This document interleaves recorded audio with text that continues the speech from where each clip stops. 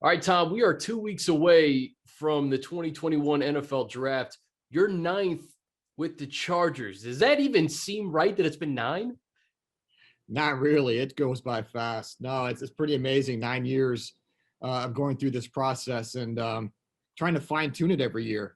Just trying to get better each year. And it's a 13-month draft process in reality. I mean, this month of April, our scouts not only finishing up this year's draft, but they're working on next year's draft too. So it's 13 months of work for the college scouts, and all comes to fruition in a couple of weeks here. But yeah, 9 years. I'm happy about that.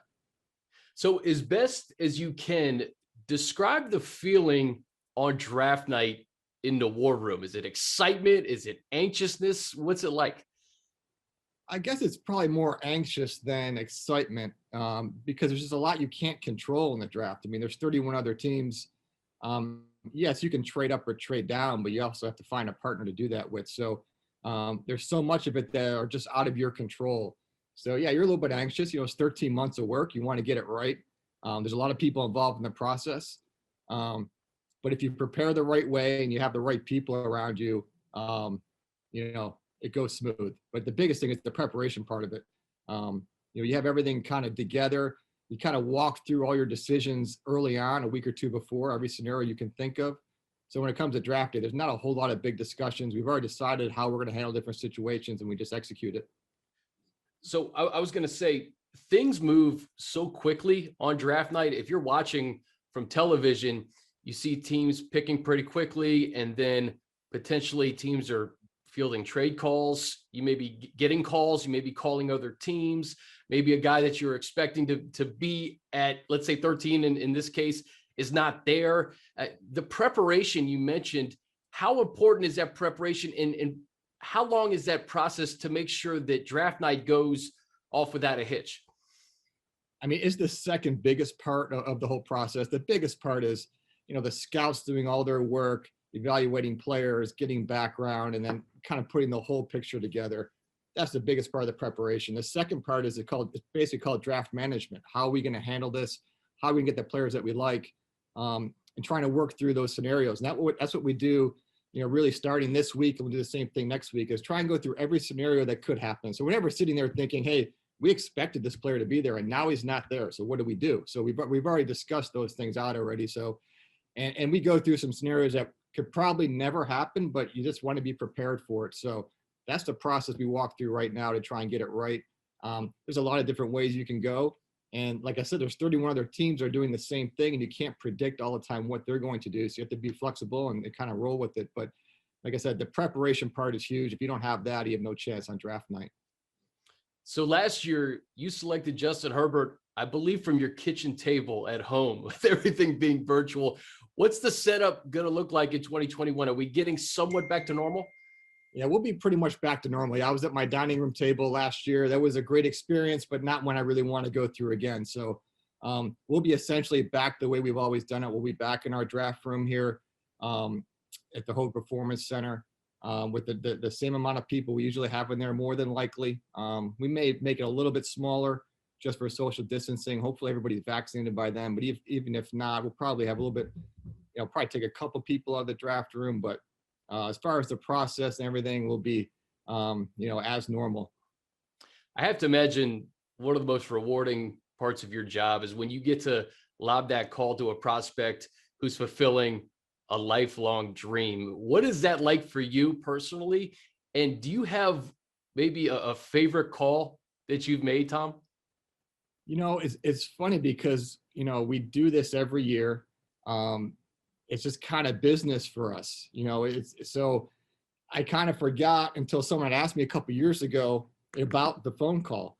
And you forget, for this kid, he's been waiting his whole life for this call to be drafted to the NFL and see what team he's going to go into. And it's, in my mind, since we've already made the decision who we're going to take, this is just a phone call to let him know. My mind's already starting to think on the next pick, literally. Sure. As I'm dialing the phone, I'm already thinking about, all right, what are we going to do next? This is just a formality to let them know we're going to take them. So I kind of lose context with that. But the last couple of years, I've kind of thought about it a little bit more when we call these kids like, hey, this is a big moment for them. Are there any that stand out?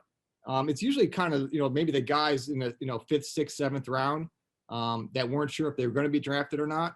I remember when we called Justin Jackson, I think I apologized to him on the phone that we were taking him in the seventh round. I mean, he was the all-time leading rusher in Big Ten history.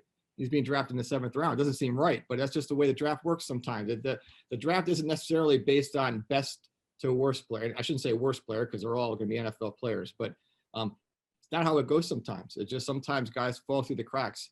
But yeah, it's a lifetime moment for these kids, and it's a big deal to us too. It's just that we're still working, we're still busy, we're trying to think what's going to happen next. We're drafting Justin Herbert last year, and I'm already thinking about, all right, at what point, if Kenny Murray is still there, would we think about moving up? You're already kind of going through those scenarios. So yeah, you never stop thinking about it. So your ninth draft with the Chargers, you spent 15 years in Indianapolis. You have to have a favorite draft story or two, or maybe one that really stands out.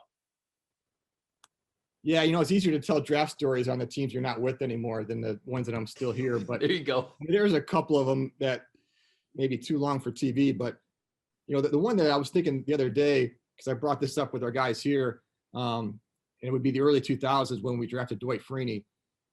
Dwight was, maybe 6'1", and usually, 6'1" defensive ends aren't drafted in the first round, more or less, in the top 15. And we were picking 11 that year, and we knew we loved him. We thought he fit Tony Dungy's defense perfectly.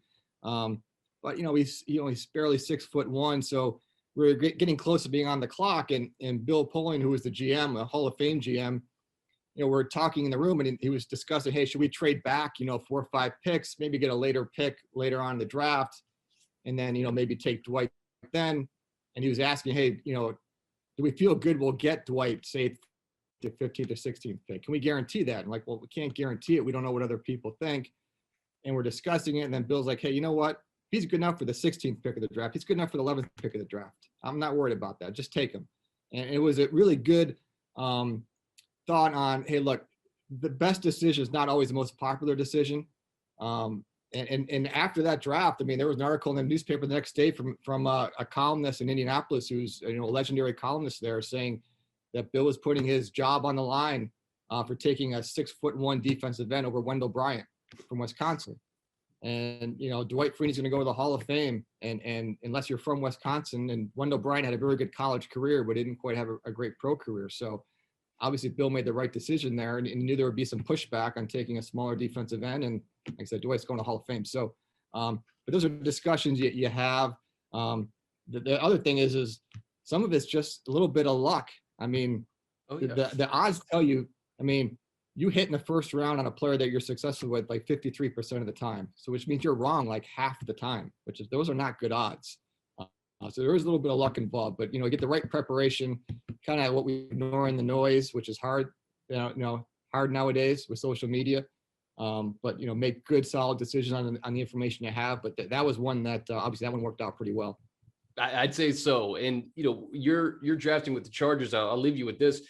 I just go back to the last 5 years. Joey Bosa was Defensive Rookie of the Year. Derwin James, a first-team All-Pro. Justin Herbert, Offensive Rookie of the Year. You talk about that 53% hit rate. The Chargers have done pretty good in the first round. Obviously, you have the scouting department behind you, and all the personnel guys that go into it. What's allowed you guys to have that success, especially in early rounds?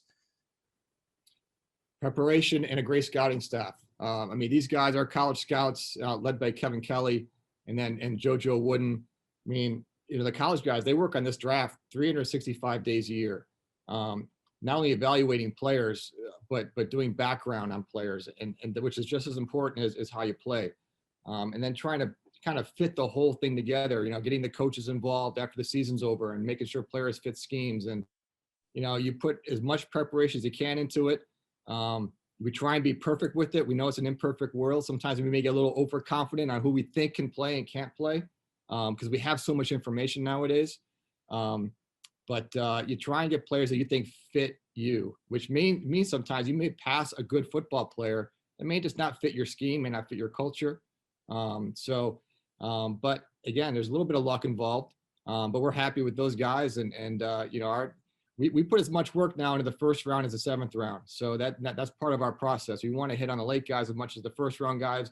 Obviously, knowing, those first round picks, those are important picks. A lot of money involved, big responsibility, big role. But we're trying to draft good people, good football players, and we've been relatively successful there.